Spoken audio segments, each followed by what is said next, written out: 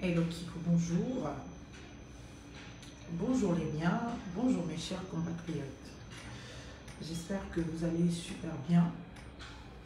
En tout cas, moi ça peut aller.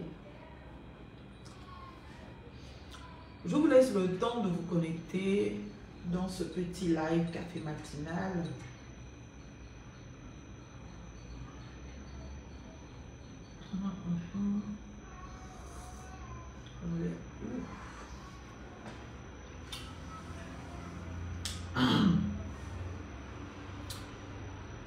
Hello Kikou les miens. Bonjour, bonjour les miens, bonjour mes chers compatriotes. J'espère que vous allez super bien. Ici, Maître Marlène Fabienne et Sola et Fundam. Je voudrais, à l'occasion de ce petit café matinal, m'entretenir avec vous sur l'actualité. Dites-moi s'il vous plaît en commentaire si vous me recevez très bien. Alors, jusqu'à hier, quand j'ai fait la petite intervention en rapport avec l'actualité de notre pays, en tant que citoyenne que je suis, eh bien, je n'avais pas encore compris tous les contours. Je vous laisse vous connecter 2 secondes, je suis en vous.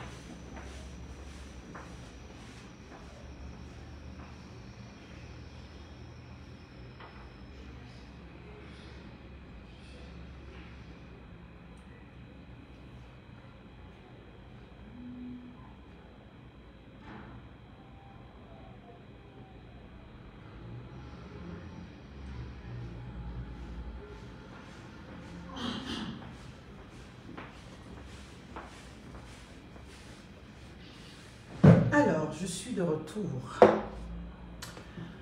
Rebonjour les miens, bonjour chers compatriotes. Donc hier, je suis tombée, après mon live, sur des communications que j'ai trouvées intéressantes. Intéressantes parce que cette communication, sans le dire, est venue dire ce que j'ai toujours dit quand j'essayais de me permettre de pédagogie sur ce qu'est l'état de droit, sur ce qu'est bien évidemment la responsabilité des uns et des autres dans leur nationalité, etc., etc. Je pense que si vous êtes naturellement intéressé par l'actualité de notre pays, le Gabon, vous avez dû voir l'interview, du moins sur le petit point de presse de Madame l'ambassadeur du Liban au Gabon. Alors, reçue par le ministre des Affaires étrangères, Madame l'ambassadrice du Gabon a fait un petit point d'information à la sortie de cette audience. Et à l'occasion, elle a rappelé qu'elle y était venue sous convocation du Gabon, eh bien pour mettre un terme à la situation du jeune nazi de 25 ans, eh bien, qui donc aurait eu des agissements de nature à compromettre les rapports entre les deux pays, le Gabon et le Liban. Ce qui retient davantage, eh bien,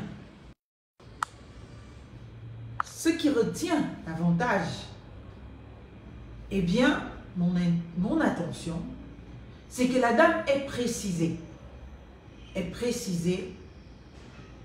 que le jeune nazi détenait les 2 nationalités. Il détient donc la nationalité gabonaise, tout comme il détient la nationalité libanaise. Et je vous dis de croire ce que dit cette dame, que de croire ce que disent les réseaux sociaux.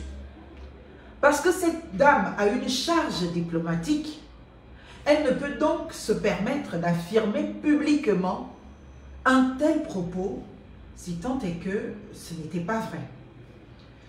Ils ont donc la preuve de ce que le jeune nazi, eh bien, il est tant de nationalité gabonaise que de nationalité libanaise. Et que les faits qui lui sont reprochés et pour lesquels le Gabon met la pression sur le Liban sont des faits en réalité qu'il a commis au titre de sa nationalité gabonaise. Je l'ai toujours dit, j'ai même eu à le dire pendant cette période de transition, à l'occasion où bien évidemment c'était le débat, que la double nationalité n'a aucun effet sur un territoire. La double nationalité n'agit pas sur un territoire.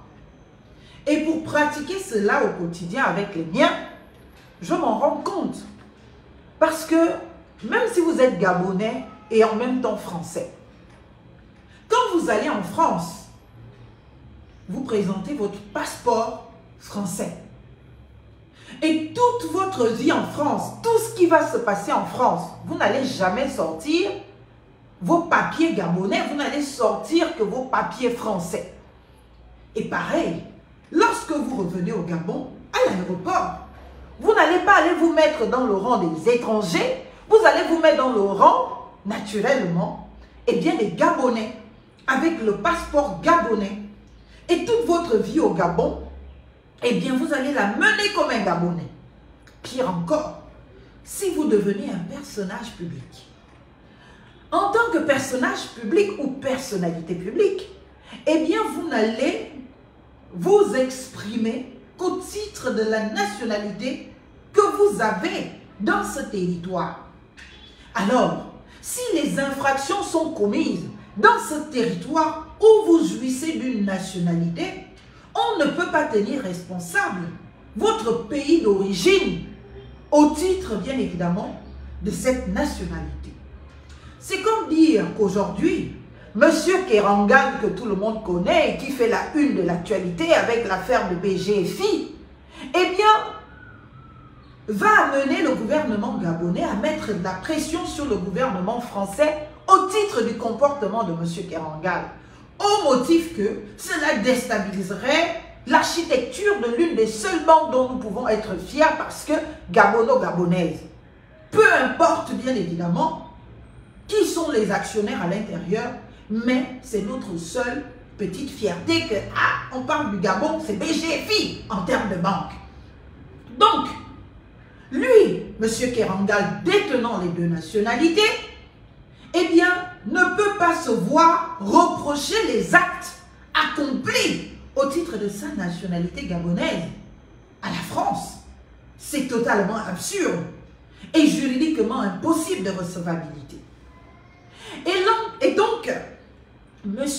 Nazi, qui est gabonais, tout ce qu'il a commis au Gabon, le fait d'entrer en contact avec le président de la République du Gabon, le fait de trimballer dans les affaires louches, bien évidemment de l'État gabonais, eh bien, tous ces actes, tous ces comportements l'ont été uniquement au titre de sa nationalité gabonaise.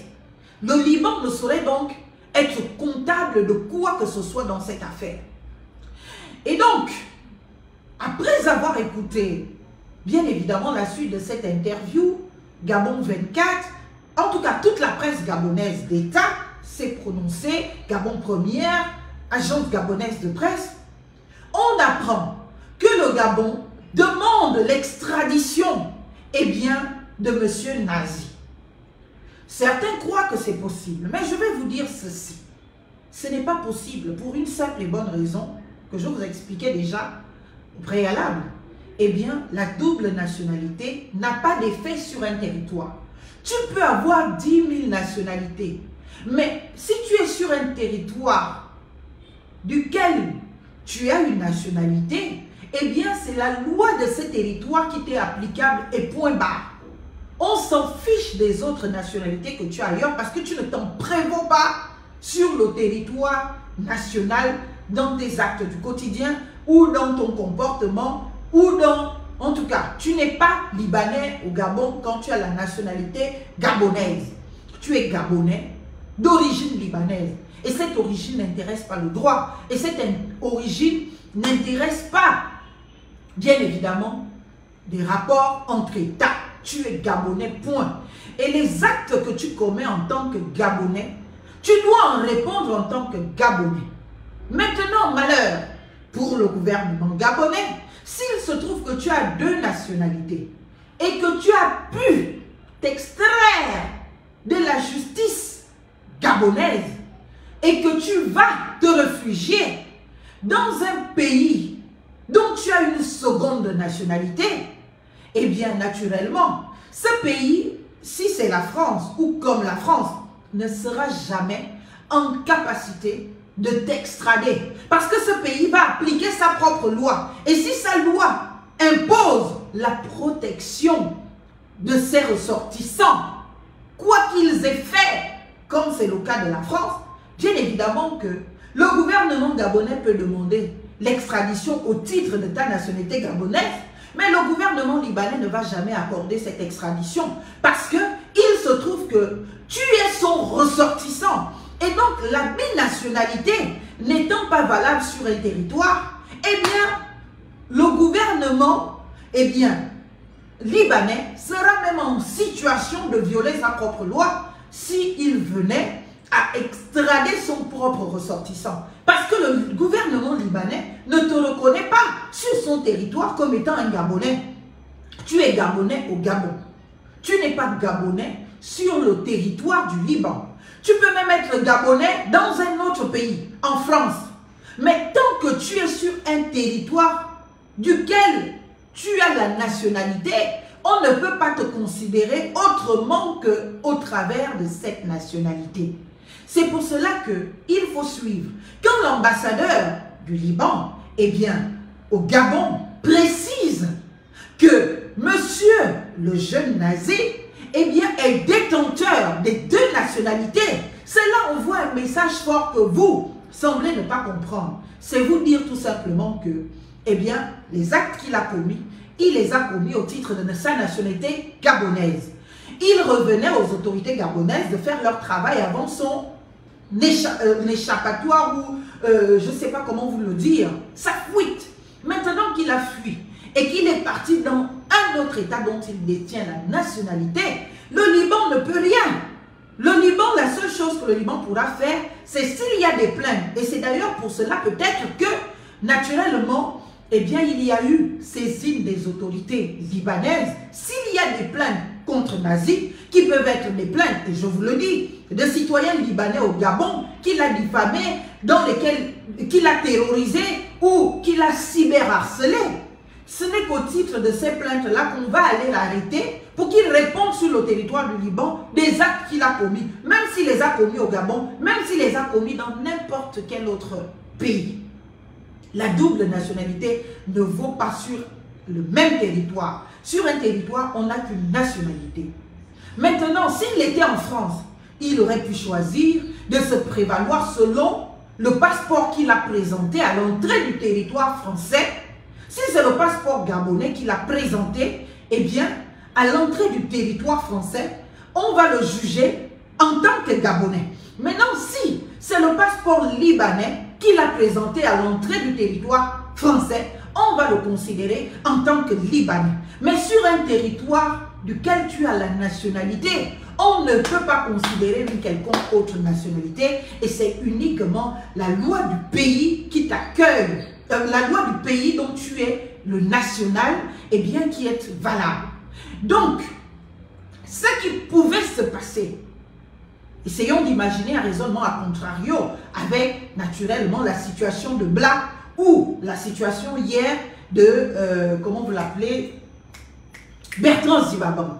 Il vous souviendra que ces compatriotes, dès lors qu'ils ont été saisis par la justice gabonaise en tant que personnalité publique, des personnes ayant agi au titre de leur nationalité gabonaise sur le territoire gabonais, on peut même parler de Sylvia Bongo, on peut parler naturellement aussi de Noureddin Bongo, tous ces compatriotes-là qui sont tous gabonais et qui donc disposent de la double, de la triple, de la quadruple, de la quintuple nationalité, tant qu'ils ont agi au Gabon, au titre de leur nationalité gabonaise, sont arrivés au poste à responsabilité en vertu de cette nationalité gabonaise. Dès lors qu'ils se retrouvent dans la mouise ou dans la mer ou dans des difficultés judiciaires, ils se prévalent alors de leur seconde nationalité pour essayer de voir si ces pays peuvent venir à leur rescousse afin de pouvoir, bien évidemment, leur permettre d'être extraits de cette justice qui n'est pas libre, qui n'est pas tout ce que vous voulez. Qu'est-ce que les États dont ils se prévalent de nationalité sont en droit de faire? Qu'est-ce qu'ils ne peuvent pas faire? Voilà la première limite à la double nationalité. Pourquoi? Parce que lorsqu'on est national d'un pays, les textes nationaux de ces pays-là prévoient toujours les privilèges de juridiction pour les citoyens de ce pays-là. Prévoient toujours que, eh bien, dans ce pays, on protège ses ressortissants à tout prix. C'est-à-dire que si un citoyen français se retrouve en difficulté au Gabon, la France doit se déployer de toutes ses possibilités diplomatiques, économiques, juridiques pour extraire ce citoyen français des mains de la justice gabonaise, pour que lui-même il juge son citoyen, même si le crime a été commis au Gabon. Cela s'appelle le privilège de juridiction. Et au titre du droit constitutionnel de l'État français à protéger ses ressortissants, la France doit tout faire pour protéger son ressortissant. Et donc, si la France, en tant que, bien évidemment, la justice gabonaise n'est pas libre, la justice gabonaise n'est pas en capacité d'un procès équitable sur son ressortissant, la France va se déployer pour que naturellement son citoyen retrouve la terre natale, la mère patrie, la France, afin d'être jugé en France. Seulement, il y a une limite à cela lorsqu'il y a une situation de double ou triple ou quadruple binationalité, plurinationalité. Pourquoi? Parce que dès lors que, eh bien, la France est au courant que le citoyen français en question est dans un État dont il a aussi la nationalité, et nationalité au titre de laquelle ce citoyen français a agi, ce qui était une obligation pour la France devient une faculté. C'est-à-dire que la France n'est plus obligée de se battre pour sauver son citoyen, puisqu'il y a la conscience de ce que les actes qui ont été commis ou accomplis l'ont été, non pas au titre de la nationalité française, mais au titre de la nationalité du pays dans lequel se retrouve ce Français. Et donc, pour ne pas être aussi dans cette hypocrisie de nationalité, pour ne pas aussi être dans cette nationalité de privilège, on est bien content d'être Gabonais quand cela nous permet d'être le directeur de cabinet du président, quand cela nous permet d'être un super puissant ministre, quand cela nous permet, bien évidemment, d'avoir certains avantages du Gabon. Et le jour où, bien évidemment, on se retrouve en difficulté dans ce même Gabon, on chante qu'on est américain, on chante qu'on est français, on chante qu'on est libanais. Mais là, la France va devoir se poser et se dire, attention, tiens, la personne en cause, est-ce que dans le pays où il est en difficulté, il en a la nationalité? Si la réponse est oui, la France n'est plus obligée. Et non seulement la France n'est plus obligée, les actes que la France peut faire ne peuvent pas aller au-delà de ne serait-ce que rappeler qu'il faut qu'on respecte les droits de l'homme et tout, mais il ne pourra rien faire, puisque le citoyen en question est gabonais. C'est pour cela que vous allez voir que toutes les fois que toutes ces personnes qui se sont prévalues de la nationalité française sur le territoire gabonais, eh bien, ça n'a jamais prospéré. La France n'est jamais venue pour retirer quelqu'un de prison. Nous en avons encore la preuve nette de blanc. Oui, ils peuvent diplomatiquement glisser à l'oreille de quelques-uns quelques petites choses, mais ça ne sera pas de droit. Donc là, on va utiliser un peu des petites rencontres diplomatiques. Bon, bah écoutez, n'oubliez pas trop que voilà, c'est un citoyen français, il faut quand même le libérer. Là, c'est une faculté, on demande. Ce n'est pas un droit. C'est pour cela que Blanc n'est jamais sorti de prison par la France. Comment vous l'appelez? pour le citer, celui-là, Bertrand Zimbabwe, n'a jamais été libéré de prison par les États-Unis. Seulement, les États-Unis peuvent, bon, pour ne pas trop te montrer que tu ne comptes pas non plus, parce que tu as quand même la nationalité, être là pour essayer de dire, mais quand même, faites quand même attention, c'est pas normal, etc., etc. Est-ce que vous comprenez?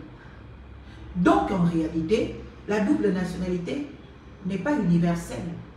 Elle ne vaut pas sur tous les territoires. Elle ne vaut que sur un territoire. Et si vous n'avez pas été en capacité de retenir votre national qui a une double nationalité, dites-vous bien qu'il ne reviendra pas. Et son état d'origine ou l'état dont il a une autre nationalité ne pourra pas naturellement vous le livrer par une quelconque extradition. Parce que la majorité des pays dont on parle, la France, le Liban, sont des pays qui n'expatrient, qui n'extradent pas leurs ressortissants. Donc, au titre de ce que je suis gabonaise, si j'ai la nationalité française, je pars en France, je commets des impairs sur le Gabon, je pars en France, avec ma nationalité française, la France ne pourra jamais m'extrader au Gabon. Parce que la France ne me considère pas comme une Gabonaise.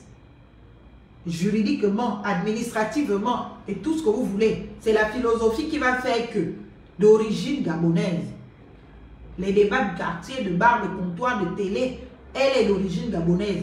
Mais mon identité en France n'est considérée qu'au seul titre de celle française. Et donc, même si je suis de père, de mère, d'ancêtre gabonais et que j'ai la nationalité française, si j'ai commis des impairs au Gabon ou contre le Gabon, en étant en France, la France ne pourra jamais m'extrader, sauf à me déchoir de la nationalité française et auquel cas pourra la m'extrader. Mais tant que je dispose de la nationalité française, la France ne pourra jamais m'extrader au Gabon. Jamais et nulle part ailleurs. C'est un principe point barre. Et donc, la situation par exemple de Sylvia Bogo, de Noureddine Bogo, j'ai entendu que la France va les extrader au Gabon pour qu'ils viennent, bien évidemment, se soumettre à la justice gabonaise. Je voudrais vous dire que ce n'est pas possible. Ce n'est même pas envisageable. Même s'ils ont commis ces actes au titre de leur nationalité gabonaise. Le simple fait qu'ils se retrouvent désormais dans l'environnement français, qui donc est Londres ou la France, donc l'Union, enfin même si Londres n'est plus trop, en tout cas, du simple fait qu'ils soient dans cet environnement, on ne pourra jamais les extrader au Gabon. Parce que ce qui est de la France n'extrade pas ses ressortissants. Pareil avec l'Angleterre. L'Angleterre n'extrade pas ses ressortissants. Et s'ils ne sont pas de nationalité anglaise, ce dont je doute fort, eh bien, et qu'ils ne sont que de nationalité française et gabonaise, s'il y a extradition à faire de la part de l'Angleterre, cette extradition sera faite vers la France. Parce que, bien évidemment, ils sont établis là-bas certainement au titre de leur nationalité française. Et il y a des accords entre les deux pays.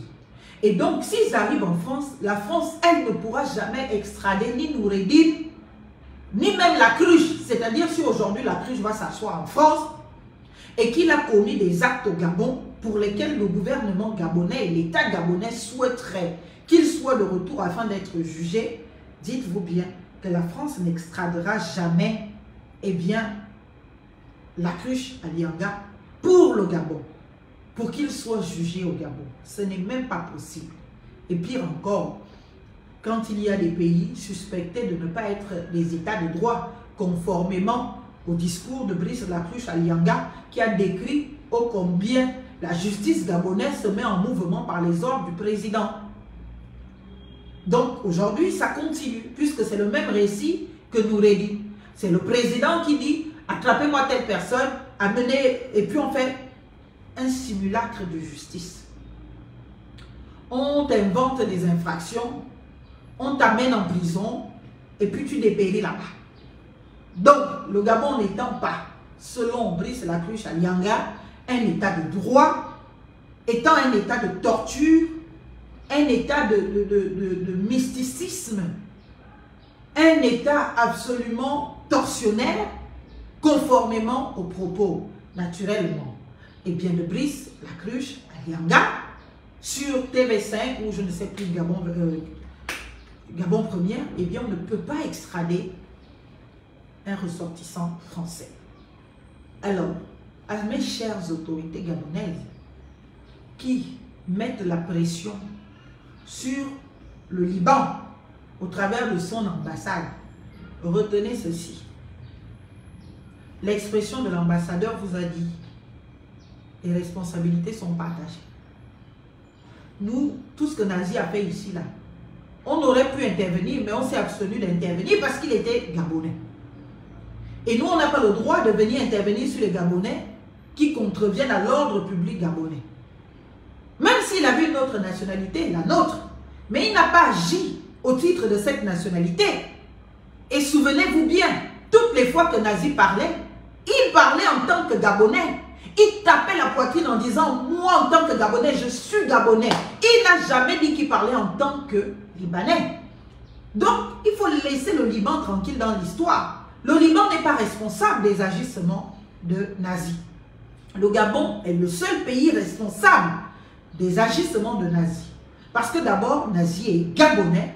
Et en plus de cela, ce sont les autorités gabonaises qui étaient dans leur relation avec leurs compatriotes. Ils n'ont jamais demandé l'aval ou l'intervention du Liban quand tout allait bien entre le citoyen gabonais nazi et l'État gabonais au travers de ses autorités et ses institutions. Mais, curieusement, qu'il y a problème, on va maintenant prendre le Liban pour dire, viens répondre les actes de nazis. Ce n'est pas juste. Même sur la scène diplomatique, sur la scène du droit international, ce n'est pas possible.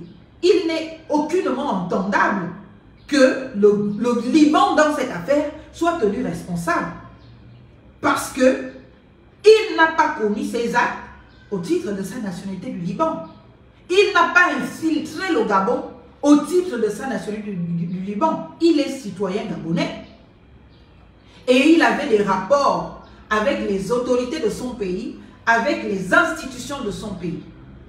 Maintenant qu'il s'est senti en danger, il a pris son joker, sa deuxième nationalité, qu'il reliait même, souvenez-vous-en. Nazi sur ce territoire reniait la nationalité du Liban. Il ne voulait pas s'identifier aux Libanais. Il s'identifiait uniquement à sa nationalité, bien évidemment, gabonaise. Ce qui est intelligent et ce qui l'a protégé et a protégé le Liban. C'est-à-dire que Nazi, dans son attitude ou dans ses agissements, a protégé le Liban. Il a dit non, moi je suis gabonais et mes agissements, c'est au titre du Gabon et en tant que Gabonais.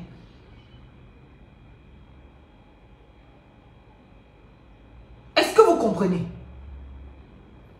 Et ce même Nazi a déclaré avoir été victime de torture, de traitements inhumains et dégradants de la part de ses propres compatriotes. Il n'est pas allé se plaindre au Liban. Il n'est pas venu se plaindre à l'ambassade du Liban au Gabon. Il a assumé, il a dit, ah, je vais faire comment? Ce sont mes compatriotes, ils ont décidé de me torturer, j'accepte. Et mon cœur reste ouvert. Et son cœur reste ouvert. Donc il a subi les tortures. Il a dit, de la part de nos services spéciaux. Donc, le Liban a informé de ce que son citoyen, bien qu'au titre de sa nationalité du Gabon, a subi des tortures, traitements inhumains et dégradants. Et puis le Liban va dire, ok, attendez, je vais donc extrader ce citoyen-là vers sa nationalité d'origine, mais le Liban n'a rien à foutre si Nazi a eu une seconde nationalité ou pas. Tant qu'il est sur le territoire libanais, il est libanais, point. Les autres nationalités ne comptent pas. Tout comme le Gabon ne devrait rien avoir à foutre des binationaux sur le territoire national. Peu importe leur xième nationalité, ce qui intéresse le Gabon, c'est que le citoyen qu'on a en face de nous est gabonais. Donc même si tu as 10 000 nationalités, tu es au Gabon au titre de ta nationalité gabonaise, sauf si tu es venu à l'aéroport avec ton passeport français tu es rentré sur le territoire avec ton passeport français. Donc, si tu es adulte, tu as le visa que tu es rentré avec ton frère. Tu as un visa pour rentrer au Gabon. Ce n'est que là que si tu commets des forfaits et tout ça, c'est au titre de ta nationalité française. Mais nous tous, on sait comment on fait. Dès qu'on arrive à l'aéroport, tu prends ta nationalité, tu prends ton passeport français, tu mets dans la poche et tu prends ton passeport gabonais, tu te mets dans le rang des nationaux et puis tu rentres chez toi tranquillement. Et dès que tu es de retour en France, tu prends ton passeport gabonais, tu mets dans la poche et tu prends le français. C'est ce que tu montres aux autorités de la police aux frontières. Tu rentres chez toi tranquillement. C'est pour cela qu'on dit la binationalité n'est vraiment utile qu'aux hommes d'affaires pour ne pas être dans les formalités de faire les visas à gauche, à droite. Pour voyager vite, tu prends ton passeport, tu pars.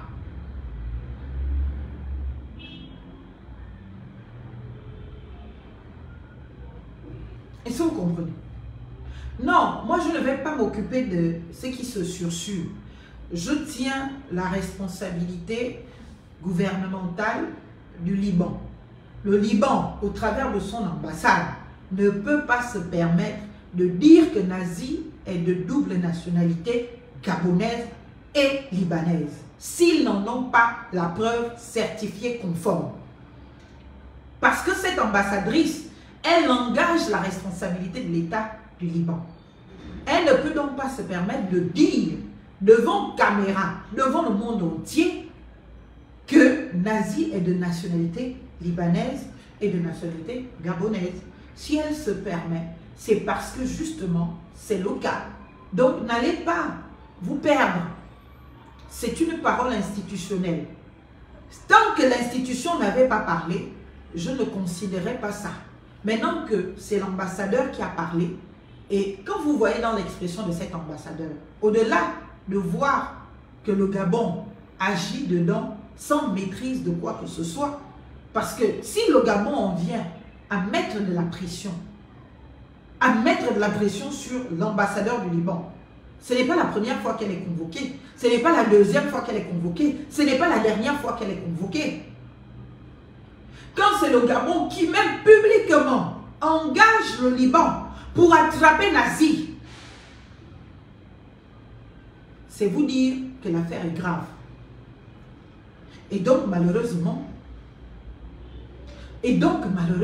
on ne peut pas prendre cela avec la légèreté que nos journalistes nous servent. C'est-à-dire que l'ambassadeur finit de parler. Il ne vient même pas à l'esprit à nos autorités d'aller chercher c'est quoi la double nationalité, quels en sont les effets sur un territoire.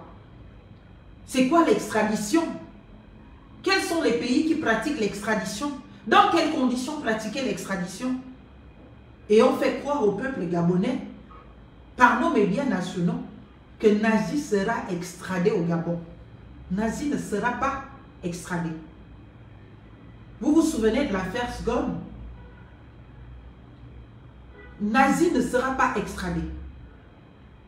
Et ce qu'a dit même l'ambassadrice, c'est que, bon, c'est un enfant. C'est notre enfant. C'est l'enfant du Gabon, c'est l'enfant du Liban. Donc, nous sommes responsables. Donc, c'est nous qui n'avons pas su garder notre enfant. Sauf que, si on veut être juste, le Liban n'a rien à faire dans cette histoire. Le Liban n'a rien à faire dans cette histoire. Pas du tout. Parce que le Gabon savait que Nazi était de nationalité libanaise, au même titre que de nationalité gabonaise. Si le Gabon n'a pas pris ses précautions, si le Gabon s'est comporté de manière légère, si le Gabon s'est comporté face à son compatriote de manière absolument irresponsable et de non-droit, on ne peut pas le reprocher, eh bien, au Liban. Je prends un exemple simple pour que vous compreniez un peu. Admettons là que la situation de Nazi, pour que tout le monde comprenne, surtout nous ici au Gabon, elle est un peu comparable à la situation de famille. Une femme va en mariage quelque part. Tu vas en mariage dans ta nouvelle famille. Arrivé dans cette nouvelle famille, tes beaux-parents te disent, te voilà avec ta belle-mère. Vous partez boire. Vous partez en boîte. Ta mère voit ça sur les réseaux sociaux. Ta mère te convoque. Ta mère convoque ton mari. Ta mère te dit, dans notre famille, les femmes ne se comportent pas comme ça. Ça fait 2 jours, 3 jours. Je vois dehors. Est-ce que vous comprenez? Ma fille qui est en mariage chez vous, avec ta mère qui est sa belle-mère, en train de se pavaner dans les bois de nuit de Libreville, en train d'être dans des comportements d'une légèreté que notre famille ne connaît pas, en train de se tapoter les fesses, se tapoter le corps, en train de trinquer le champagne. Dans notre famille, on ne connaît pas ça. La belle-mère reste à sa place de belle-mère, de maman, et l'enfant reste à sa place d'enfant. Les histoires de voir une belle-mère dans des rapports, des histoires de voir notre belle-mère, notre fille, dans des rapports avec sa belle-mère d'une extrême légèreté, ils sont devenus copines à Besti Besta. Ils vont dans les boîtes de nuit ensemble. Ils vont dans les trucs de légèreté ensemble. Ils se dénudent ensemble. Ils pètent le champagne ensemble. Nous, dans notre famille, c'est une humiliation. Nous ne voulons pas ça. Voilà le fils qui dit, « Ah non, maman, vous savez, j'ai épousé votre fille. Elle est nôtre maintenant. » C'est le standing de vie de ma mère. C'est le style de vie de notre mère. C'est l'éducation de notre famille. Dans notre famille, nous, on n'est pas aérés. Dans notre famille, nous, on est des gens qui vivent avec le temps. Et en phase avec notre temps, bien évidemment, c'est normal qu'une belle-mère se retrouve à la plage, en maillot de bain, se tapotant, dansant sur de da-da-da. C'est normal. Donc, ce n'est plus une histoire qui vous concerne. C'est une histoire qui concerne ma famille. C'est nous qui l'avons épousée, c'est nous qui l'avons acceptée telle qu'elle est. Donc, même si ce n'est pas conforme à l'éducation de ta famille, elle n'est plus une enfant de votre famille, elle est devenue une enfant de notre famille. Donc, ils sont libres de faire ce qu'ils veulent. Et puis, dans l'extrême situation, il se trouve que, eh bien, la belle-mère et la belle-fille ont des problèmes. Admettons que la belle-mère n'était pas mariée, et puis bon, la belle-mère avait un gars dehors, et la belle-fille se retrouve à avoir des relations bizarres avec le gars en question. Situation extrême.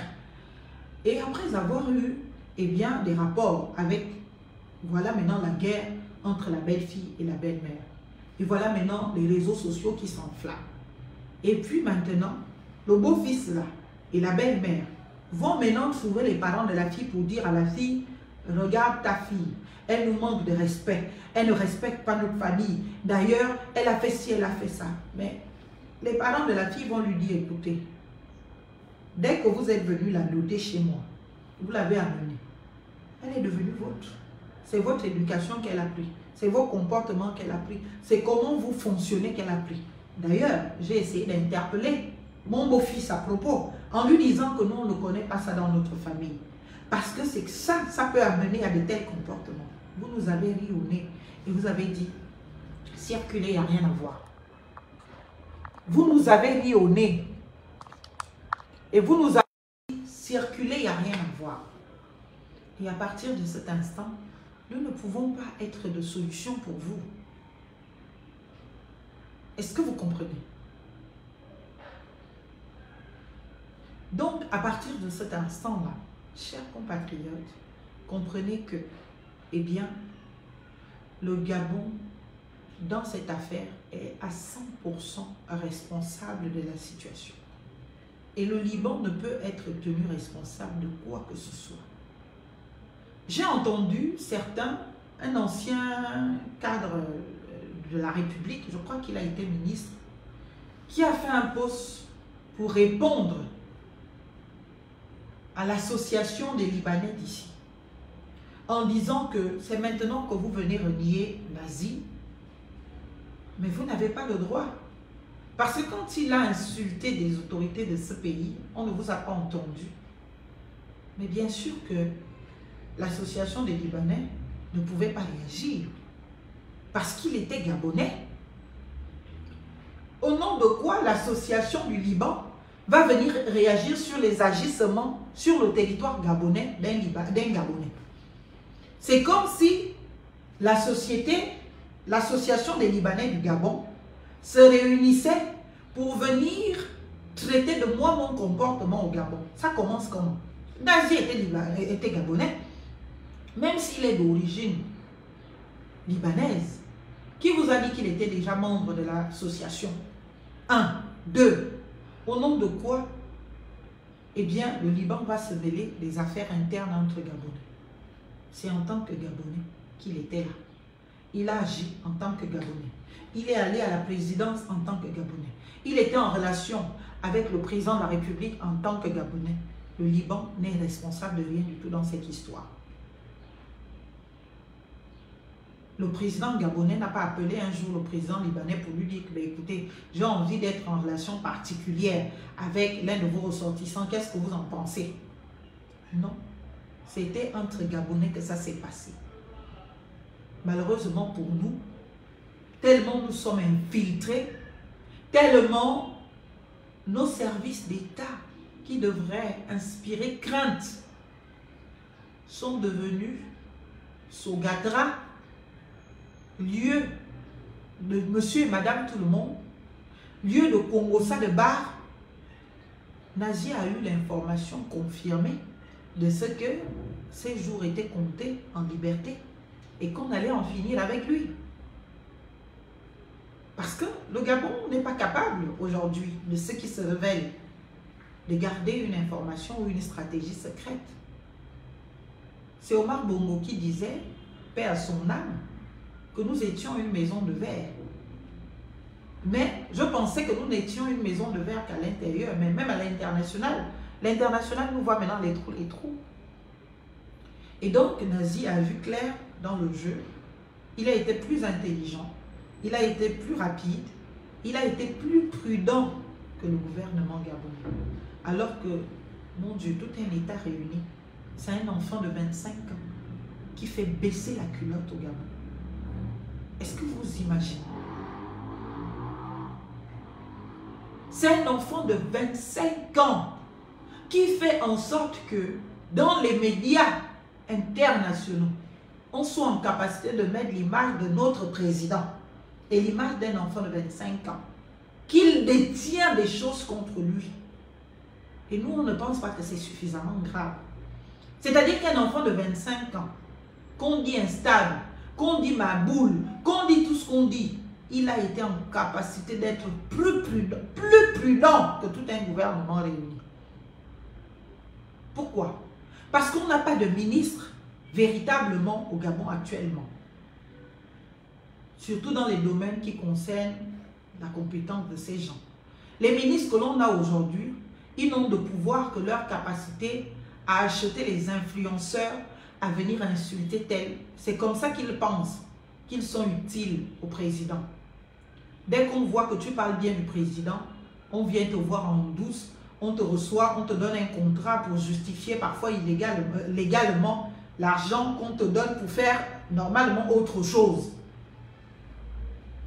On a des gens qui investissent pour l'image du président en contractant avec monsieur et madame tout le monde dans la rue. Pour peu qu'il ait chanté l'amour du président, pour peu qu'il ait chanté aimer le président. Là même encore, c'est le Liban. Ça veut dire que demain, on va se réveiller un matin, un jeune Français ou un jeune Américain qui va commencer à faire un contenu pour dire qu'il aime le président Oligui, pour vanter les bienfaits du président Oligui. Comment on sait que nous, les Gabonais, nous sommes un peuple qui n'a pas d'identité, nous sommes un peuple qui a un complexe d'infériorité. Et donc, c'est toujours, quand c'est l'autre qui fait, moi, Marlène Essola, je peux faire tout ce que je peux faire au titre de toutes mes compétences ici. Le Gabon et les Gabonais ne vont pas me faire confiance. Mais si un étranger vient faire la même chose, regardez comment on va le soulever. Parce que nous sommes fabriqués comme ça, à être des êtres de complexe. Et n'a de valeur que celui qui vient ailleurs. N'a de valeur que celui qui vient de l'étranger. Et donc, voilà comment, au lieu de faire leur job de ministre, ils se retrouvent à faire des passerelles entre le président et des gens qui n'auraient jamais dû rencontrer un président de la République de toute leur vie. Parce que ils n'ont pas d'argumentaire politique, Ils ne sont pas en capacité de politique publique. Ils ne sont pas en capacité de véritable gouvernance. Ils ne sont pas en capacité de convaincre par l'action et par leur utilité au gouvernement. Ils sont donc obligés de payer des vuvuzeleurs ambulants. Ils sont obligés de payer des haut-parleurs ambulants de la bêtise sur les réseaux sociaux au titre de ce que c'est au nom du président pour aller rencontrer le président et pour aller s'allier d'amitié avec le président. Et pour ainsi, bien évidemment, penser faire du bien au président en payant des gens qui insultent ses adversaires, des gens qui dénigrent ses adversaires. Voilà la situation de notre pays aujourd'hui. C'est-à-dire qu'on n'est pas gouverné. On a une bande à 80 ou 95%. J'ajoute 10%. On a une bande d'anciens activistes qui ne fonctionnent que comme ils savent fonctionner. Et quand je vois certains compatriotes, je finis par là parce qu'il faut que je travaille. Quand je vois certains compatriotes se comporter d'une certaine manière, accuser les activistes de révéler certaines choses. Vous savez, je fais partie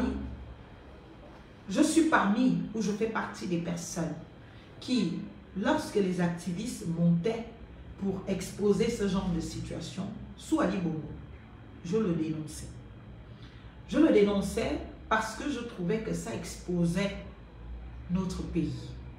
Ça rendait vulnérable notre pays. Je pourrais avoir la même attitude aujourd'hui à l'endroit de nos frères et sœurs activistes. Mais vous savez pourquoi? Je ne serais pas légitime à le revendiquer. Vous savez pourquoi? Je ne serais pas légitime à le demander. Vous savez pourquoi? Il ne sera pas juste de demander à ses frères et sœurs activistes, eh bien, de légitimer, enfin, d'arrêter d'exposer ce genre de choses. Vous savez pourquoi? Parce que le président de la République lui-même a fait de ses comportements la règle de valeur dans notre pays. En nommant tous ceux et celles qui ont appelé hier à l'instigation, qui ont appelé hier à l'insurrection. Madame Laurence Don a appelé hier à l'insurrection sous Ali Bongo, plusieurs fois. Est-ce que vous comprenez? Toute sa clique,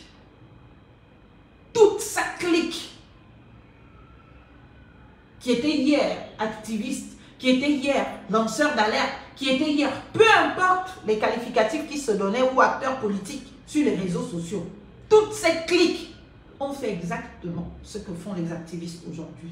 Alors, quand le président de la République décide de mettre ces personnes à ce niveau de responsabilité étatique, ça crédibilise les discours des autres aujourd'hui, Jonas Moulenda, Princesse des Souba et consorts.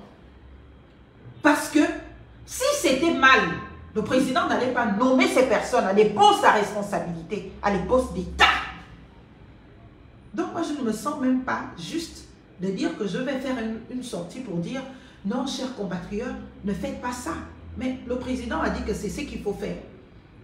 Et la situation de Nazi en est encore une preuve. Mais bien évidemment que cela nous expose. Bien évidemment que cela rend le Gabon fragile au-delà de la personne d'Oligui. Si on était un peuple qui est conscient de sa citoyenneté, qui est conscient de son rôle, de son pouvoir, on pourrait espérer que de telles révélations amènent le peuple à un sursaut patriotique et à imposer la démission de M. Oligui Nguema. Mais on ne va pas se leurrer, le peuple gabonais n'en est pas capable. Et surtout pas aujourd'hui. Donc, tu as envie de te demander, mais la finalité c'est quoi? Fragiliser Oligui. Mais même s'il est fragilisé jusqu'au... C'est-à-dire qu'on finit de couper les racines, mais il va tomber avec le Gabon. Il va tomber le Gabon avec. Parce que plus il est fragilisé, plus il va essayer de s'accrocher à tout. Et en s'accrochant à tout, le Gabon sera vendu dedans. Et donc le combat que nous faisons, pour la sauvegarde de notre pays sera voué à sa disparition. Mais honnêtement, je ne peux pas condamner les activistes aujourd'hui. Je les ai condamnés hier. Et profondément, je suis contre cette manière de procéder. Ce n'est pas la bonne. Parce qu'on fragilise notre pays.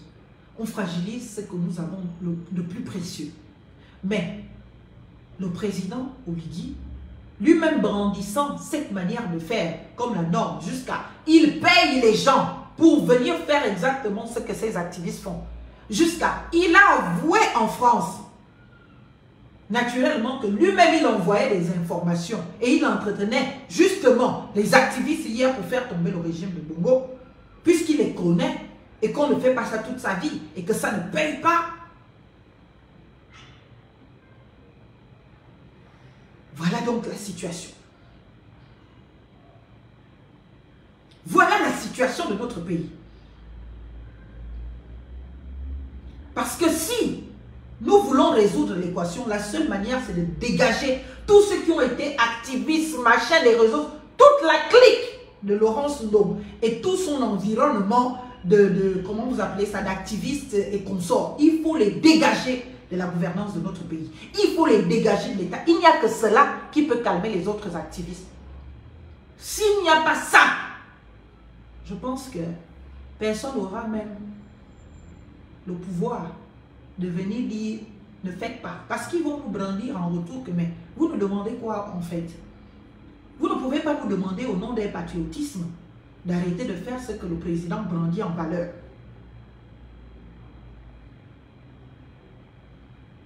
Est-ce que vous comprenez? Donc, quand on est dans une situation où le président de la République paye des activistes pour combattre ces détracteurs, bien évidemment que je ne peux pas demander à un autre activiste que s'il te plaît, fais doucement, ne va pas trop fort, n'expose pas le président à ce point, parce qu'au final, c'est le Gabon qui est vulnérable. Je ne peux pas. Le président doit conduire le pays. Il doit montrer la vision. Il doit incarner les valeurs. Et les valeurs que nous savons de lui aujourd'hui, c'est qu'il paye des activistes. C'est qu'il paye les activistes.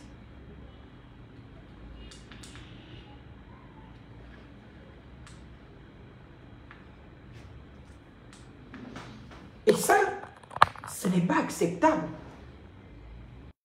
Et ça, ce n'est pas possible. Et ça, naturellement, ça va continuer à exposer. Et celui qui a la responsabilité sur ses épaules de protéger le Gabon, ce n'est pas Jonas Moulenda. Ce n'est pas Princesse Dessouba. Pour ne citer que ces deux, c'est le président de la République. Et c'est au président de la République de prendre ses responsabilités. Ce sont ses concitoyens. C'est lui qui a la responsabilité, la première, de protéger les institutions de la République, donc lui-même devenu institution. Est-ce que vous comprenez ça?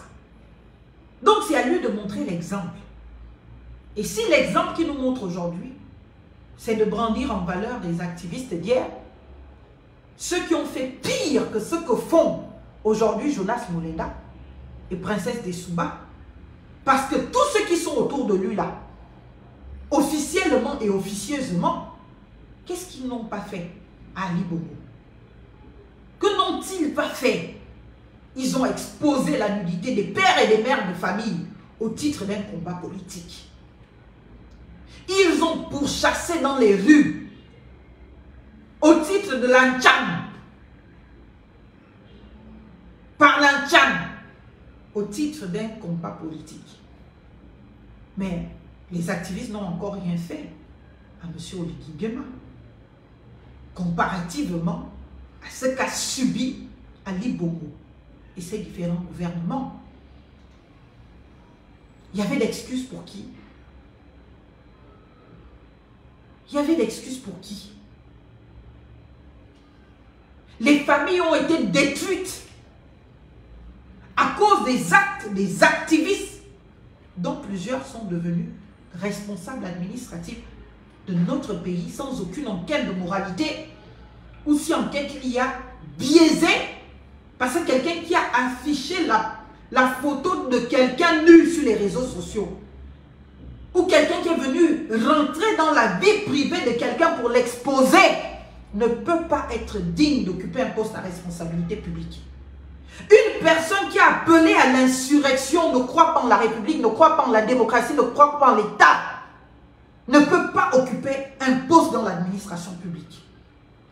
Une personne qui a instigé la violence d'État, toutes ces personnes autour du président Oligui aujourd'hui étaient les personnes qui hier instiguaient les violences depuis la France, depuis les États-Unis, depuis le Canada. Toutes ces personnes-là qui font la pluie et le beau temps officieusement et officiellement autour du président Oligui, c'était des personnes qui justement ont fait le sale boulot. Faut-il vous rappeler qu'un Gabonais est mort sur les instigations de déstabilisation de ces activistes et consorts? Faut-il vous le rappeler? Princesse Dessouba n'existait pas. Vous savez, j'ai lu un commentaire d'une jeune compatriote.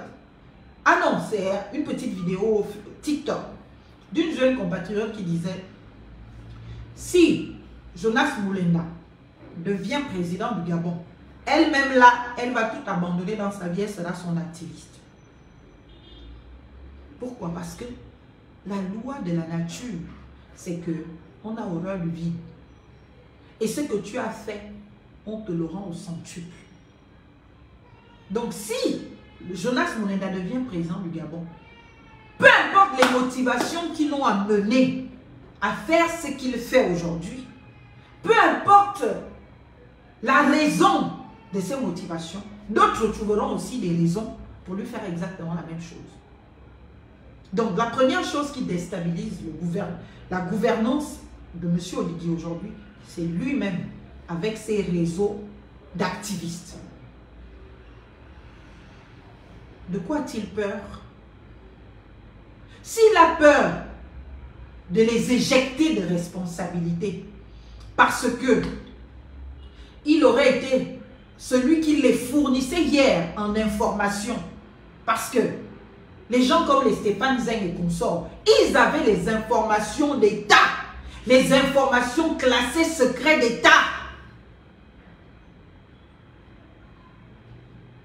Est-ce que vous comprenez cela? À partir de cet instant, ils ont eu ces informations. Comment? Maintenant, si Oligui se retrouve apeuré d'éjecter tout cet environnement qui gangrène sa gouvernance là, parce qu'il leur aurait donné, il aurait été leur fournisseur en information, mais bien évidemment que la raison d'État vous y oblige. Profitez un peu quand les Gabonais sont encore un peu calmes. Parce que les Gabonais, on dit qu'ils sont comme ils sont. On dit qu'ils sont comme... Mais oui, ils vont faire les nazis. C'est là où les Stéphane Zeng vont se transformer en nazis 3 ou 4.0. C'est-à-dire qu'ils ont gardé quelque part là-bas toutes les preuves que c'est peut-être Oligui qui leur envoyait les informations qu'ils divulguaient. Oui? Excusez-le seulement. Qui est là?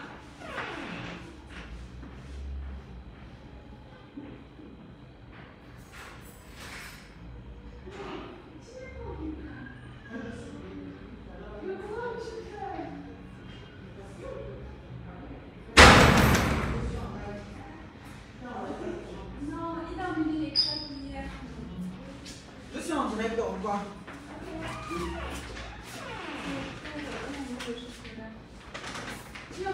Je ne mange pas la journée maintenant. Je mange que le soir. Là, je mange que à partir de 16 h. Est-ce que vous comprenez? Donc là, c'est-à-dire que il a peut-être peur que si j'éjecte toutes ces personnes-là de la gouvernance, du pouvoir, des protections que je leur ai promises, ils vont devenir les nazis 4.5.10.0. Mais monsieur le président, vous êtes le président, personne ne peut vous faire peur. Personne ne peut vous faire peur. Même si vous avez fait tout ce que vous avez fait, les Gabonais ne vous ont pas voté en ignorant cela. Parce que nous avons essayé d'ouvrir les yeux. Nous avons essayé d'ouvrir les yeux aux Gabonais. On leur a tout dit. Et ils ont dit on s'en fiche, on le vote. Mais profitez quand les Gabonais sont encore dans cette position dont on s'en fiche. Parce que je vous assure, demain les Gabonais ne seront plus dans cette position, on s'en fiche. Ils peuvent avaler, ils avalent, et puis un jour ils vont dire que Kokoto aussi, ça suffit. On vous a voté à 94%, les Gabonais. On leur a dit toute la vérité sur vous. Nous, on s'est permis de le dire. Il ne tient pas parole, il ne fait pas ci, il ne fait pas ça, je ne répète pas tout ça. On a dit ça pendant la période de campagne. Alors que si vous preniez vos responsabilités pour faire table rase du passé et dire à ceux-là que vous avez utilisés pour vous permettre d'arriver là où vous êtes, que ça suffit, mais vous verrez.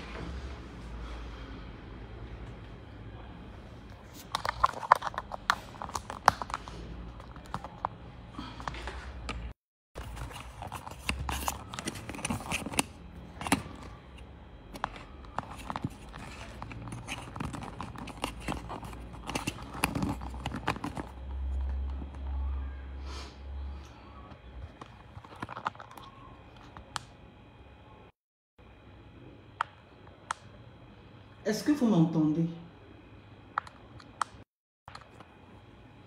Donc, à un moment donné, vous prenez vos responsabilités de président de la République. Parce que ça ne va pas s'arrêter. Et c'est le Gabon qui se retrouvera détruit. Sauf si c'est votre volonté, monsieur le président, de détruire le Gabon, d'humilier le Gabon tous les jours et de baisser la culotte de notre pays. Parce que ce n'est pas une question de vous l'individu, c'est une question de nous tous. C'est une question de défendre notre image. C'est une question de, quand tu dis je suis gabonaise, les gens n'aient pas à l'esprit tout de suite. Ah oui, le pays dont un jeune de 25 ans s'était introduit. Ah mon Dieu, vous imaginez ça un peu? On dit qu'en France, un jeune de 25 ans rentre en France, devient ami avec le président. Macron le dit tous les jours, il n'a pas d'amis. Un président ne peut pas avoir d'amis. Un président, tu vas avoir quel ami? Quand vous nous avez vanté fort l'histoire du mariage du président, c'était pourquoi? Mais c'est votre épouse qui est votre amie. Vous voulez faire le Congo, ça c'est avec votre épouse. Vous ne savez pas que même dans les états sérieux, même si l'épouse devient le problème, on peut supprimer l'épouse parce que raison d'État.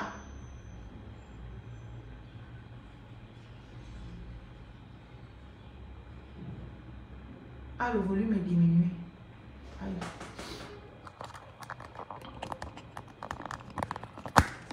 Est-ce que là, vous m'entendez mieux? C'est pas possible. Nous sommes les êtres humains, ok. On peut tous faire le petit Congossa, ok. Mais il faut savoir avec qui faire le Congossa. C'est votre épouse. Quand on demande d'être marié, là, c'est pourquoi? Dites-moi un peu. Parce que le mariage n'empêche pas les infidélités. Mais c'est quand même que vous soyez dans une structuration de stabilité. Je pense que c'est pour cela. Et la stabilité voudrait que vous soyez l'exemple d'un bon père de famille qui ne traîne pas dehors à ne rien foutre, qui est au boulot pour faire le travail du boulot, et dès qu'il finit, quand il est à la maison, s'il veut se permettre des petits combos, ça, d'abord un président n'a pas de vie, n'a pas de maison, n'a rien que la présidence. Mais vous avez le temps de discuter pendant plus de 40 minutes à chaque fois avec un individu. Mais à quel moment vous gouvernez? À quel moment vous gouvernez le pays? Ce n'est pas possible, Monsieur le Président. Non. Si Monsieur Alain-Claude Bilibize vous empêche de dormir à ce point, appelez-le. Allez le trouver où il est, même si vous êtes président de la République. Allez le trouver, faites-le convoquer. Vous dites, bon, Monsieur le Président Alain-Claude, vous m'excuserez de vous déranger, mais vous êtes un Gabonais, je suis Gabonais.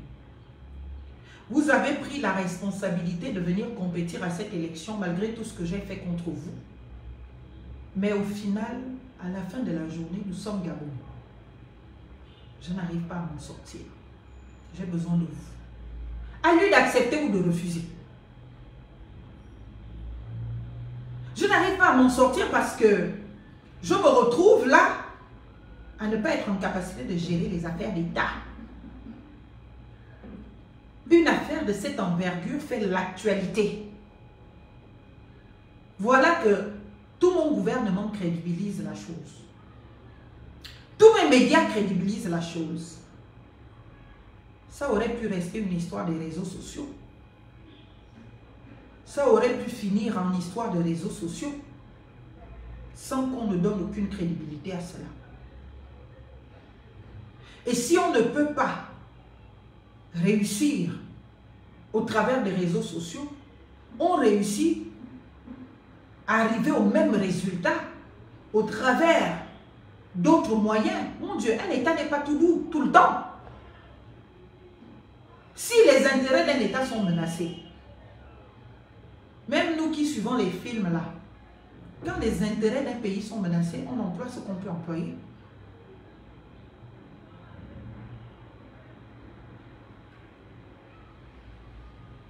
L'État gabonais, s'il était un État qui se respectait et qui avait des hommes et des femmes en capacité de réagir utilement, pas les informationnettes que vous donnez aux activistes autour de vous là pour venir essayer de dissuader ou combattre ou je ne sais pas quoi. Non. Un vrai État qui veut, il y a même pas en 48 heures, en 24 heures, si Nazi a vraiment les vidéos, tout est dissuadé. On le dissuade de tout. On a trouvé les vidéos, on a détruit les vidéos et puis on le fait passer en dérision. Point. L'affaire était résolue. Un État. Parce qu'un État qui se respecte a un président conséquent et responsable. Un État qui se respecte n'aurait même pas laissé Nazi venir faire 2-3 vidéos. Parce que dès la première sortie, qu'il aurait déjà su ce qu'il encourt. Là, le président se pose, il se souvient que tiens, ah ouais, c'est vrai. Je me rappelle effectivement que j'ai dit ci, j'ai fait ça. Donc, s'il détient une preuve de tout ce qu'on a pu faire ensemble, tout ce qu'on a pu se dire, voilà le danger auquel ça peut m'exposer. Mais pour que ça arrive, il faut qu'on ait une vraie gouvernance, un vrai gouvernement. Il faut qu'on ait, je ne sais pas, c'est-à-dire qu'une cellule de crise, tout de suite est convoquée, on met le président au milieu. Quand les institutions fonctionnent et que leurs présidents ne sont pas là par la bénédiction de l'oligarchie, ils doivent tout et devant qu'ils s'inclinent. Mais les institutions, les présidents de chambre et tout le monde vient te confronter. Ou même ton équipe sérieuse. Monsieur le Président, qu'est-ce qu'il détient contre vous? S'il veut faire... Monsieur le Président, vous dites toute la vérité, c'est en offre. Aucun Gabonais n'est au courant de ce qui se passe dans un sous-sol de la présidence. Vous nous dites tout et toute la vérité pour qu'on sache comment vous défendre. Et comment défendre et sauver l'honneur du Gabon. On a parlé, on a fait ci, on a fait ça. Est-ce qu'il y a des vidéos possibles? Est-ce qu'il y a des... Tout ce qu'on dit là, qu'est-ce qui est vrai, qu'est-ce qui est faux? Ok, maintenant si on découvre qu'il y a des choses vraies, on ne tremble pas. On ne va pas attaquer les nazis sur les réseaux sociaux. On ne va pas rentrer chez les activistes pour les menacer. Qu'est-ce qu'on fait? On trouve les nazis en une seconde. Un État qui est sérieux est capable de faire ça. Pas pour aller le tuer, pas pour lui faire du mal. On prend tout ce qu'il détient. Et puis on le fait tourner en dérision. Point. Et on s'assure qu'il est tout donné. Est-ce que vous comprenez? À partir de cet instant, l'État respire, on avance. Mais on fait quoi? On rentre dans le jeu des nazis, on le laisse dire, on le laisse faire, et puis on minimise. Ce qui est grave dans cette histoire, c'est que ce sont toujours les gens autour du président. Le harcèlement qui est fait à M. Alain-Claude Billy-Bizela pour vouloir l'éjecter de la prochaine présidentielle de 2032. Vous savez pourquoi ce harcèlement est fait? Parfois, comme ils connaissent le Congo, ça qui se font peut-être avec le président, ils décident de régler les comptes. Parce que c'est comme ça que ça fonctionne. Si on ne paye pas les activistes, on paye les institutions, on utilise les institutions pour faire du mal à ceux qu'ils estiment être des détracteurs. Mais M. Alain-Claude Billy-Bizela n'a jamais été le détracteur de M. Oligui Nguema. Non, jamais, ni aujourd'hui, ni demain. M. Alain-Claude Billy-Bizela est un acteur politique qui fait de la politique, ça s'arrête là.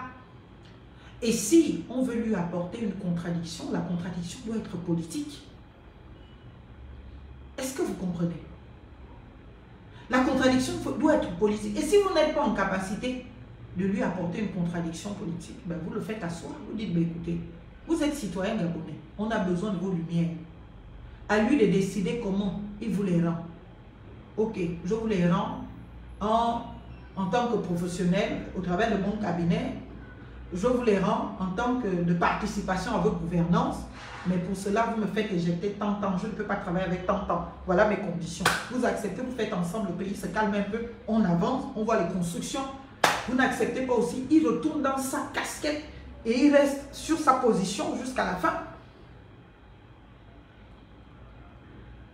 Même en France, on a vu Marine Le Pen reçue par Emmanuel Macron. Même en France, on a vu toutes les oppositions pouvoir se poser sur une table pour parler. Même les plus virulentes, même les plus extrêmes. Quand on est dirigeant, quand on est responsable, quand on a conscience de ce que ça veut dire être président de la République, on n'a pas d'ennemi. Un opposant politique ne peut pas devenir votre ennemi.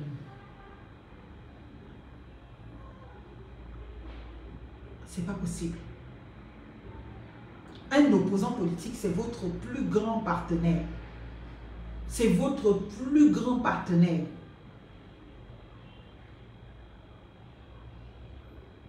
C'est-à-dire qu'à un moment donné, il faut reconnaître en son opposant ses capacités, ses compétences. Et si vraiment c'est l'intérêt supérieur de la nation qui vous anime, à un moment donné, vous vous dites non. Nous tous qui reprochons ou qui avons reproché à M. Alain-Claude Billy-Bizela d'avoir servi ce système. Mais à un moment donné, il va vous dire, comme certains le disent, c'est l'intérêt supérieur de la nation. Tu te mets de côté, tu dis non, je ne veux pas me mêler, je ne veux pas me mêler. Mais à un moment donné, quand tu vois que le pays est en train d'aller à la volo, à un moment donné, quand on voit que le pays ne se porte pas bien, on risque de le perdre. Et quand on est patriote, on se dit non, là, on ne peut pas laisser. Là, on ne peut pas laisser faire. Vous ne pouvez pas nous imposer au 21e siècle, en 2025, une pensée unique. Ce n'est pas possible. Et ceux qui vous encouragent dans ce sens, en réalité, sont vos ennemis. Vous êtes tout seul, je l'ai dit hier, vous êtes un président seul. Et absolument seul. Et d'une solitude absolue. Vous êtes un président seul. Parce que si vous étiez un président accompagné, entouré, toutes les merdes qui se passent autour de vous là ne se permettraient pas. Qui vous a amené nazi? Vous acceptez tout et n'importe quoi. Pour peu qu'on vous chante des louanges, vous ne vérifiez pas le pédigré de quelqu'un, vous ne vérifiez pas le background de quelqu'un, vous ne vérifiez rien, vous acceptez. Pour peu que la personne attaque vos adversaires politiques, pour peu que la personne fasse mal à vos adversaires politiques, c'est ok, c'est bon pour vous. Non, monsieur le président, vous ne pouvez pas. Donc, je finis en disant, ce qui se passe actuellement est grave. Et la réaction du Gabon crédibilise Nazi, crédibilise toutes ces allégations et bien évidemment amène à croire que tout ce qu'il a prétendu avoir est vrai et même au-delà de ce qu'il a prétendu avoir.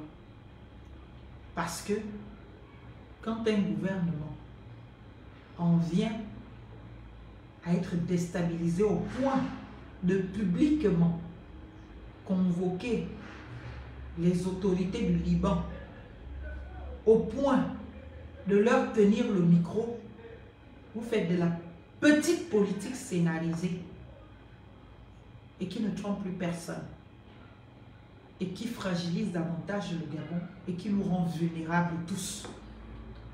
Parce que dans les pays sérieux, quand il y a ce genre de crise, on ne peut pas tendre le micro au Liban ou à son ambassadeur.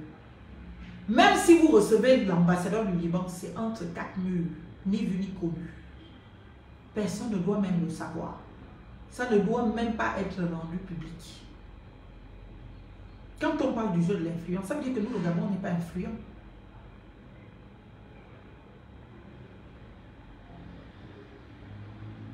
Est-ce que vous comprenez? Ça veut dire qu'aujourd'hui, on est à la ramasse.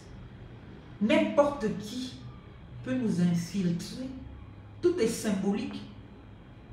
Quand hier, la présidence était ce que les femmes appellent à Kongan, je ne sais pas comment traduire ça.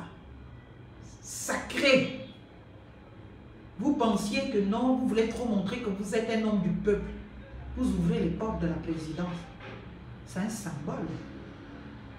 Tout et n'importe quoi peut entrer à la présidence et en sortir.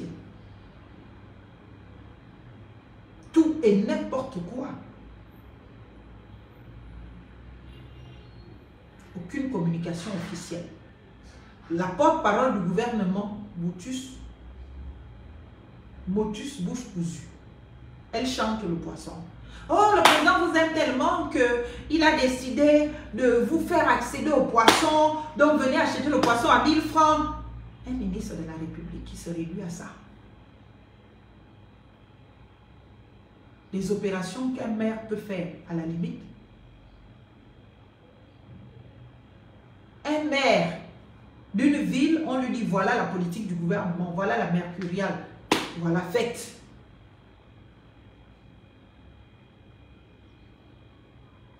Un ministre fait le tour du Gabon. Porte-parole du gouvernement. Pendant que le Gabon brûle, pendant que le Gabon est humilié, pendant que le Gabon est piétiné, il ne prend pas la parole pour venir assurer nous les citoyens que nous sommes. Elle va vendre le poisson. Pour 1000 francs, mais tiens, le sachet. Oui, le président vous aime, le poisson est trop cher. Alors que nous-mêmes, on a les eaux. Pendant que le Gabon brûle, au lieu de venir à l'école de Billy-Bizeux, au lieu de prendre les cours chez monsieur Alain Claude Billy-Bizeux, devant une situation comme ça, il était au créneau H24. Aucun ministre d'Oligui ne prend de risque pour Oligui. Aucun ministre d'Oligui ne prend de risque. On a vu Souali. Comment son gouvernement a pris des risques pour lui. Chacun veut sauver sa peau. Oh non, je ne veux pas aller mentir au peuple. Oh non, je ne veux pas me salir les mains. Oh non, mais personne ne vous aime, monsieur le président. Personne autour de vous ne vous aime. Personne ne vous aime.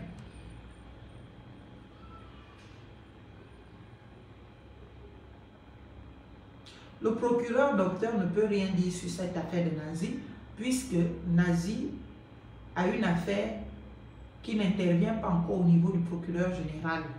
Le procureur général, qui est notre docteur en crime rituel, eh bien, il n'intervient que lorsqu'une affaire est transmise en la chambre comment on appelle ça?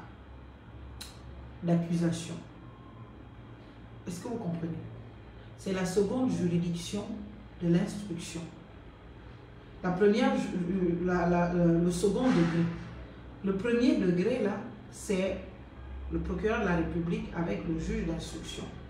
Le deuxième degré, c'est maintenant quand ça part en chambre de conseil ou en chambre d'accusation surtout. C'est là où le procureur général peut intervenir, ce qui était le cas dans l'affaire de Sylvia et Noureddine Bongo. Si affaire il y a en ce qui concerne Noureddine, c'est au niveau du procureur de la République, pas au niveau du procureur général. D'accord?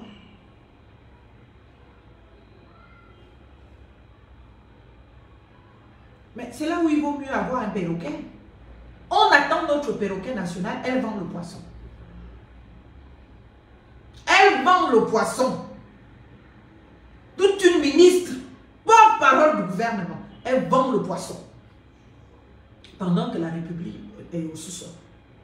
Pendant qu'un enfant de 25 ans terrorise l'État gabonais, rend l'État gabonais vulnérable, rend le président vulnérable, elle vend le poisson. Zéro risque pris. Vous pensez qu'aller chanter aux gens qu'Oligui c'est le meilleur, ça trompe encore qui? Ça ne trompe plus personne. C'est là où on veut vous voir vous déployer dans la défense d'Oligui. Vous le défendez comment? Quelle est l'explication que vous donnez à un peuple gabonais sur cette actualité? Comment vous protégez les institutions de la République, le gouvernement que vous servez? Comment? On fait de la petite politique, on va vendre le poisson aux pauvres. Venez 1000 francs. Tiens, 1 kilo de poisson, 1000 francs. Tenez, donnez l'argent. On vend le poisson. On vend le poisson. En lieu et place de défendre la République, en lieu et place d'avoir une communication de protection de nos institutions, en lieu et place, mais des porte-parole du gouvernement comme M. Alain-Claude Bilibizala. Dans vos rangs, il n'y en a pas un seul. Un porte-parole, ce n'est pas quelqu'un qui vient juste répéter ce qu'on lui dit. C'est quelqu'un qui prend des risques aussi et qui défend les institutions du pays. Mais qui a pris les risques de tous ces ministres de M. Brice Clotaire Oligui-Nguema? Qui a pris les risques pour lui? Citez-moi un seul ministre ayant pris des risques pour lui. Tous sont là en train de vouloir se cacher, en train d'être là. Pourquoi? Parce qu'ils agissent en sous-marin. Ils payent des influenceurs. Ils payent des activistes pour aller contre-attaquer, répondre, insulter, dénigrer. Voilà l'action du gouvernement gabonais. Le sous-marinage. Personne ne prend des risques. Tout le monde en sous-marin. Personne ne prend de risque. On a vu ça où? On a vu ça où? Quand vous acceptez certains postes à responsabilité, vous pensez que c'est facile. Regardez comment on ridiculise notre pays à cause de vous. C'est vrai que M. Oligui est le premier responsable, mais vous êtes pire que lui. Parce que d'abord, c'est vous qui créez cet environnement autour de lui, de légitimation de ce genre de coups, parce que vous en êtes des professionnels. Mais en plus de créer cet environnement autour de lui, comme lui ne voulait qu'être président, il ne s'est pas préparé à le devenir. Il n'en a pas compris peut-être le sens de la valeur, la portée. Il vous fait confiance. À vous qui lui dites, oui, amène à tout là. Et puis voilà comment vous l'aidez en sous-marin. Personne ne prend de risque. Zéro risque. Aucune voix, aucune expression. Alors que sous Ali Bongo, mais une affaire comme ça sous Ali Bongo, si on a même pu nous faire croire qu'Ali Bongo était en forme, on a entendu les fatigues sévères ici. Des fatigues sévères.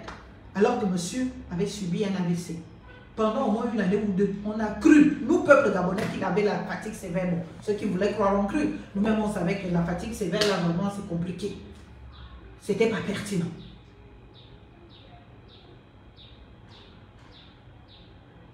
Mais c'est abusé. Des gens ont claqué de porte. Il n'y a pas de gouvernance, on ne peut pas claquer de porte. Toutes ces personnes qui disaient être dignes, avoir des valeurs là, Que ce soit les personnes qui sont dans les institutions, Sénat, Assemblée, Conseil économique et social et tout ça, Cour constitutionnelle, pourquoi personne ne claque la porte pour dire je ne peux pas servir un président, bien évidemment, qui est mêlé à de tels comportements? Pourquoi? Tous ceux qui prétendaient avoir des valeurs hier sont où? Mais à défaut même de claquer la porte, parce que c'est sous Ali Bongo que tout le monde avait des valeurs. Mais sous Oligui, plus personne n'a de valeurs en fait. Tous ceux qui chantaient hier avoir des valeurs sous Ali Bongo, qui claquaient la porte, oh j'ai démissionné, oh j'ai fait. On a entendu une seule démission. Que ce soit sous la transition ou maintenant, on a entendu une seule démission. Jamais. Pourquoi? Parce que Oligui a tout le monde dans la porte. Il sait qui est qui. Parce qu'il a financé tellement de monde pendant qu'il prétendait être des opposants.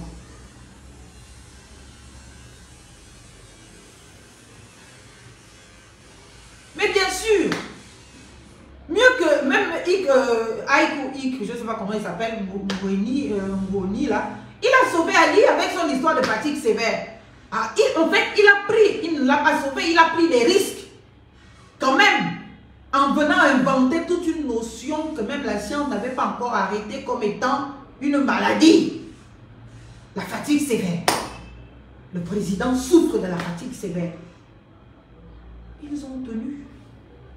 Hein? Même Brice Laclouche Alianga, messager intime du président Ali Bongo, a pu prendre des risques. Mais Oligui, qui prend les risques pour lui? Donnez-moi un seul nom aujourd'hui. Qui prend des risques pour lui? Personne ne prend de risques. Vous ne voyez pas ça? Vous ne trouvez pas que c'est bizarre? Personne ne prend de risques. Parce que les gueulards autour là, les activistes, les machins, les officieux non officiels, enfin tout ça là, ça c'est pas ce qu'on appelle prendre des risques. Eux ils sont des cabris morts.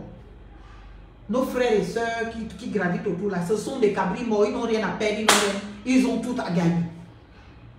Ils ont à gagner d'être dans l'environnement du président, de lui lire des louanges. Si un autre président vient demain, ils vont faire la même chose parce qu'ils ont déjà fait la même chose sur Ali, ils continuent de faire la même chose sur Oligui, et demain quelqu'un d'autre vient, ils vont faire la même chose. Eux, ils ont tout à gagner, ils n'ont rien à perdre. Tous ceux qui sont autour là, qui viennent le défendre sur les réseaux sociaux et comme ça, ils n'ont rien à perdre. Mais ceux qui sont aux responsabilités, qui est celui-là qui a pris une responsabilité étatique? Une responsabilité engageant son gouvernement, une responsabilité engageant l'État gabonais pour dire que là, je me place, je défends le Gabon, je défends les institutions. Qui a fait ça? Pour Ali Bongo, les gens ont tapé la poitrine. Donc, monsieur Oligui, arrêtez de vous faire berner. Les Gabonais là ne vous aiment pas. Tous ceux que vous avez autour de vous là, ils ne vous aiment pas. Ils se servent de vous pour assurer leur héritage, leur retraite. Point. Personne ne vous aime. Parce que jusque-là, je veux voir qui a pris les risques. Vous étiez obligé d'aller pleurer pendant la transition, comme un enfant, devant le monde entier pour dire que pourquoi personne ne répond à Billy Bize. Vous êtes seul. C'est pour cela que vous avez été obligé maintenant d'aller voir le petit nazi pour faire le job. Allez voir le petit nazi pour essayer de vous être le réconfort, pour vous faire permettre au moins de bien dormir en voyant sa vidéo. Ah, il y a quelqu'un qui a insulté Billy Bize. Mais il ne s'agit pas de l'insulter. Pourtant, vous aviez tout dit. Dans le sud du Gabon. Quand vous avez dit, moi je suis militaire. Moi je réponds que militairement. Mais vous êtes des politiques. Répondez-le. C'est ça comme ça. C'est vraiment pour rester textuel dans votre réponse. Non, vous répondez. Pas ça. Vous avez dit ça.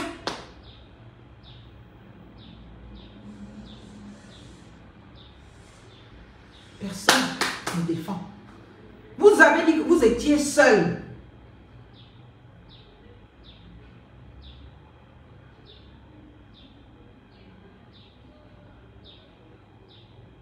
Quelle société? La société civile prend quel risque? La société civile, d'abord, c'est laquelle? Il n'y a pas de société civile dans tous ceux qui se prétendent être la société civile. Là. Ce sont des gens qui sont de la gouvernance de Oligui Nguema. Ce sont des gens qui sont... Mais attends, comment on peut être député et dire qu'on est de la société civile? Comment on peut être nommé au Conseil économique et social et dire qu'on est... Mais mon Dieu, c'est quoi ce cafouillage dans notre pays, le Gabon? Qu'est-ce que... Je sais pas. Enfin, il faut me dire, c'est quoi ce cafouillage, cet amalgame? C'est quoi au juste? Hein? Dites-moi. C'est quoi ça? On ne peut pas être, bien évidemment, de la société civile et être institutionnel à la fois. C'est pas possible. On est de la société civile parce qu'on est membre d'une association. Et normalement, une association non gouvernementale, une association qui ne s'occupe pas de la gestion des pays, qui ne confond pas le syndicalisme à l'activité politique. Toutes ces personnes qui parlent au nom de la société civile, ce sont les mêmes personnes de la gouvernance. Je vous ai dit, d'Oligui Nguema, personne ne prend de risque pour lui. Ils ne prennent aucun risque pour lui. Est-ce que vous comprenez? Ils ne prennent aucun risque pour lui. Ils essayent tous de se vendre auprès du chef pour dire que les autres sont mauvais, eux ils sont meilleurs. Ils sont dans les combats de vassaux. Ils sont dans des combats de vassaux. Prendre les risques, c'est ce qu'a fait M. Alain-Claude Bilibizo pour Ali Bongo. Prendre des risques, c'est ce qu'ont fait les Black Boys et consorts. Bien ou mal ou, ils ont pris des risques. Maintenant, l'attitude de nos gens, ce n'est pas prendre des risques. C'est chacun se cacher derrière le président. Et essayer de chanter l'amour qu'ils ont du président pour faire croire qu'ils défendent le président. Non. Si tu ne joues pas ta peau, tu ne prends aucun risque, tu ne fais aucun sacrifice. Il faut en politique jouer sa peau. Personne ne joue sa peau là. Tout le monde se protège. Ce n'était pas le sujet. Je vous dis en terminant que notre pays vacille et le seul responsable, c'est M. Brice Clotaire Oligui Nguema. Et il faut que, Monsieur le Président, vous preniez vos responsabilités. Il ne sert à rien de courir derrière les activistes ou contre les activistes. Vous résolvez l'équation, vous imposerez le respect, même de ces activistes-là qui vous indexent aujourd'hui. Vous imposerez le respect, mais pour l'instant, vous n'imposez pas le respect. Vous jouez à un jeu dangereux qui expose le Gabon et qui, malheureusement, nous fragilise. Et vos ministres ne font que confirmer naturellement notre condamnation à la vulnérabilité. Le scandale relatif à la situation de Nazi traduit l'ignorance du Gabon, l'incompétence du Gabon, la fragilité du Gabon et surtout son incapacité à se défendre et à répondre utilement. Nous sommes là comme des enfants, nous tâtonnons comme si nous n'avions jamais eu à gérer des scandales dans un État. Je voudrais vous rassurer en vous disant, il n'y a aucun État au monde, je dis bien aucun État au monde qui n'ait pas géré certaines situations. C'est pour cela que j'ai toujours dit hier qu'il faut avoir la capacité de se taire sur certains faits. Et quand on a une propension à ne pas connaître ses limites, eh bien on finit par s'exposer. Et on ne peut pas être digne de confiance. Est-ce que vous comprenez? Toutes ces personnes-là autour de vous ne sont pas dignes de confiance. Parce que, je vous le dis, ils ont fait hier pire à Ali Bongo. Et ça légitime tous ceux qui naissent aujourd'hui ou tous ceux qui sont aujourd'hui et font exactement la même chose à votre rencontre. Et les avoir à vos côtés et les avoir avec vous assoit leur pouvoir, assoit leur légitimité. Parce que même si certains n'ont pas le courage de vous dire, prêcher par l'exemple est mieux. vous avez montré l'exemple que vous pouvez faire de ces haut-parleurs d'hier, de toutes les outrances à l'État. Je me disais encore, un compatriote est mort, père de famille, sous les instigations des appels à insurrection de ces gens-là autour de vous. Est-ce que vous comprenez? Un père de famille, fonctionnaire au cadre de la République, sort de chez lui, sort même du bureau, va à Estefo récupérer ses enfants à l'école, dont un enfant autiste derrière dans la voiture, qui a vu son père se faire tuer.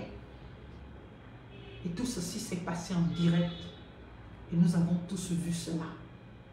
Parce que vos activistes ont installé, pour dégager Ali Bongo du pouvoir, un climat de déstabilisation, ont appelé à l'insurrection et ont fait passer une rumeur d'enlèvement généralisé d'enfants dans tout Libreville. Tout ceci avait pour but de déstabiliser le Gabon.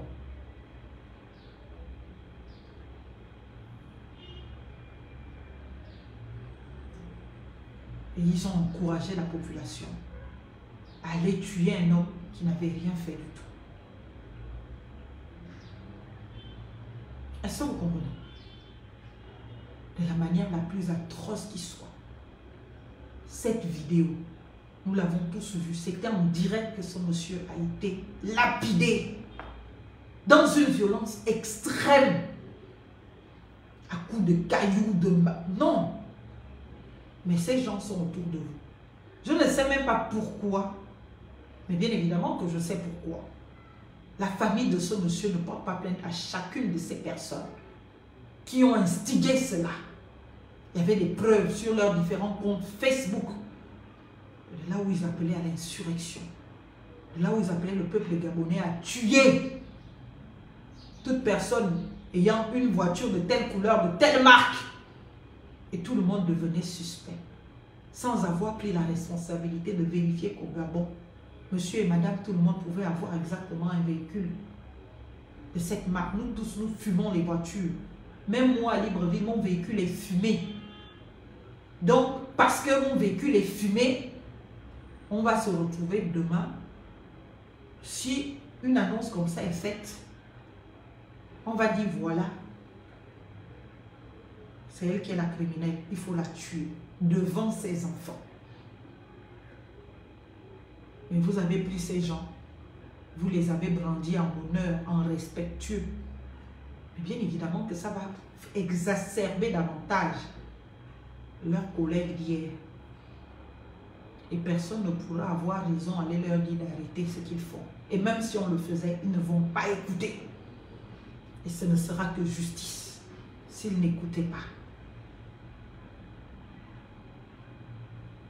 Donc voilà ce que je voulais vous dire. Aujourd'hui, arrêtez de rêver, Nazi ne sera pas extradé au Gabon. Arrêtez de rêver. Et si, tel que ça se dégage, Nazi détient des choses contre vous, c'est le Liban qui en ressort riche d'informations à sa disposition, dont il pourra jouir comme il veut. Et le Liban peut même ne pas utiliser lui-même ces informations et les vendre à d'autres personnes en dehors qui viendront vous empêcher de dormir. Et il vaut mieux dire la vérité à ces personnes en capacité de réaction et de compréhension que de faire ce que vous faites. Parce que vous êtes seul. Si vous ne le saviez pas, vous êtes tout seul. Je termine par là. Je vous souhaite à tous une excellente journée. Et je suis au cabinet, comme vous le voyez. Donc, venez, nous allons vous recevoir avec tout le plaisir du monde. Eh bien, j'essaie d'aller finaliser mes dossiers, de travailler et surtout, je suis là, je vous reçois. À très bientôt. Demain, c'est rendez-vous extérieur. Non, demain, c'est bureau et vendredi, c'est rendez-vous extérieur. Allez, à très bientôt. Ciao.